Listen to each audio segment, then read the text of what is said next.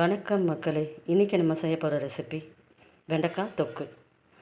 தேவையான பொருட்கள்: வெண்டைக்காய் 1/2 கிலோ, பெரிய வெங்காயம் 1, பெரிய தக்காளி 2, பூண்டு நசுக்கி வச்சுருக்கேன், கருவேப்பிலை, தேவைக்கான உப்பு. எண்ணெய் ஊற்றி வச்சு இப்போ கடுகும் சீரகமும் போட்டு வதக்கிடலாம்.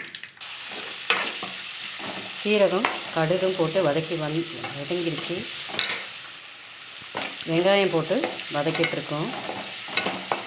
வெங்காயம் கொஞ்சம் பொன்னிறமாக ஆனதுக்கப்புறம் வெங்காயம் வதங்கிடுச்சு. இப்போ பூண்டும் கருவேப்பிலையும் போட்டுக்கலாம்.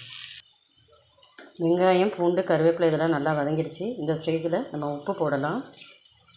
உப்பு பார்த்துட்டு போட்டுக்கோங்க. இப்போ வதக்கிடலாம்.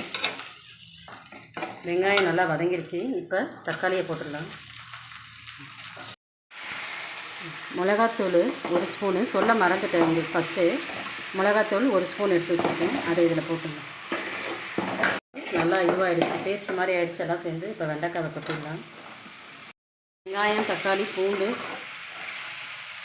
அதுக்கப்புறம் மிளகாத்தூள் எல்லாம் போட்டு வதக்கினதுக்கப்புறம் வெண்டைக்காவையும் போட்டு நல்லா வதக்கணும். தண்ணி தெளிக்காது.